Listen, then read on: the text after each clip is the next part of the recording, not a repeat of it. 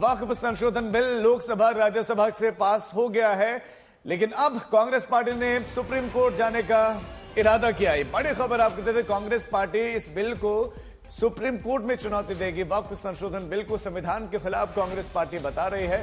राष्ट्रपति के हस्ताक्षर के साथ ही यह बिल कानून की शक्ल ले लेगा, लेकिन जयराम रमेश ने कहा कि हम इस संशोधन बिल को सुप्रीम कोर्ट में चुनौती देंगे और इसकी संवैधानिकता को चुनौती दी जाएगी।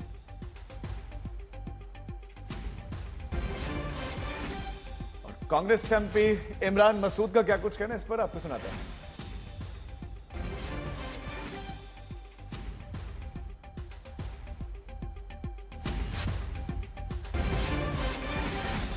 तरीके से आपने बिल का विरोध तो किया सदन के अंदर, लेकिन सवाल यही कि आपकी रणनीति जो जेपीसी में आप लोगों ने बनाई थी वो सदन के पटल पे जाके और फेल हुई। सरकार लोकसभा और राज्यसभा दोनों में बिल को पास कराने में कामयाब रही है।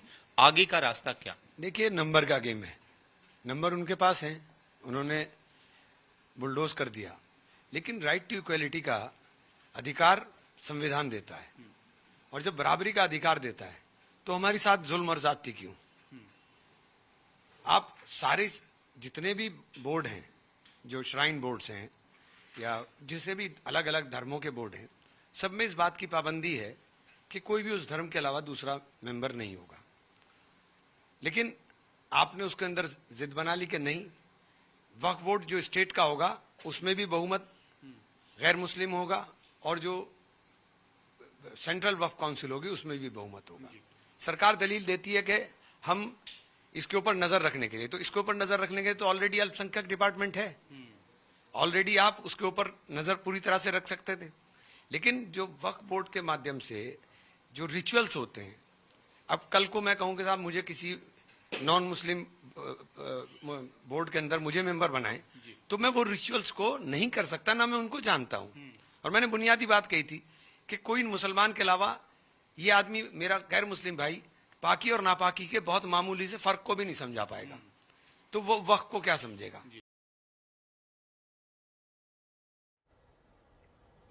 अमित भारद्वाज मेरे सहयोगी इस वक्त तमाम जानकारी के साथ जुड़ गए हैं। अमित, आपने तो खुद बात करी है यहाँ पर, और किस तरीके से अब इस बिल को जब चुनौती दी जा रही है तो आगे क्या कुछ हो सकता है? क्या इसकी संवैधानिकता पर जो सवाल कांग्रेस पार्टी लगातार उठा रही है उसको लेकर संज्ञान लिया जा सकता है कोर्ट द्वारा, या फिर अभी तक जो प्रोसेस चल रहा है वो पूरी तरह से वैध है?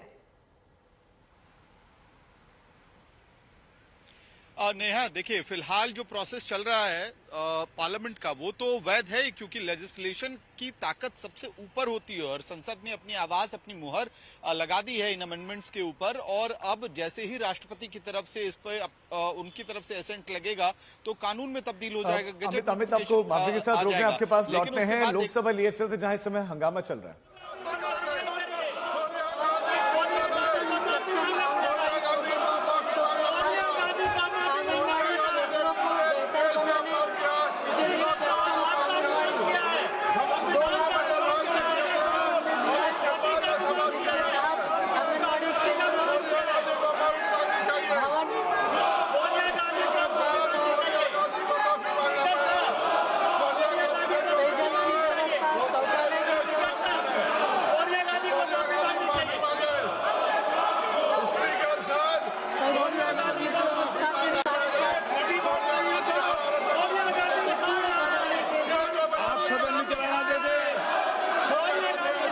सदस्य प्लीज जाएं।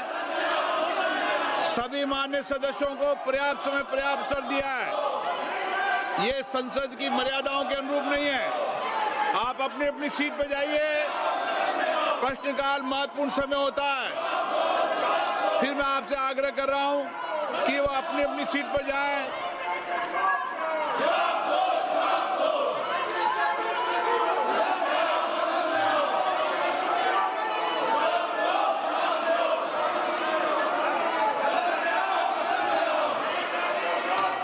सदन की कार्रवाई आज 12 बजे तक के लिए स्थगित की जाती है।